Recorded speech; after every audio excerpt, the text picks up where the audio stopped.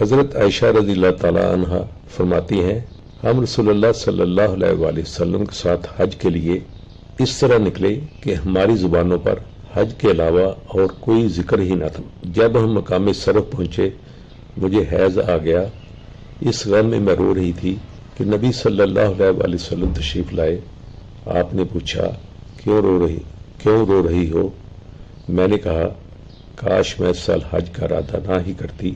آپ نے فرمایا شاید تمہیں حیض آ گیا ہے۔ میں نے کہا جی ہاں۔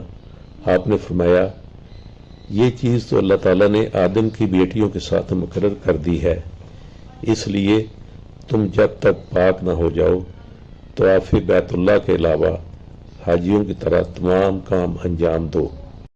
ایک عورت نے نبی کریم صلی اللہ علیہ وآلہ وسلم سے سوال کیا۔ اس نے پوچھا کہ یا رسول اللہ، آپ ایک ایسی عورت کے متعلق کیا فرماتے ہیں جس کے کپڑے پر حیض کا خون لگ گیا ہو؟ تو رسول اللہ صلی اللہ علیہ وآلہ وسلم نے فرمایا کہ اگر کسی عورت کے کپڑے پر حیض کا خون لگ جائے تو اسے چاہیے کہ اسے رگڑ ڈالے اور اس کے بعد اسے پانی سے دھوئے، پھر اس کپڑے میں نماز پڑھ لے۔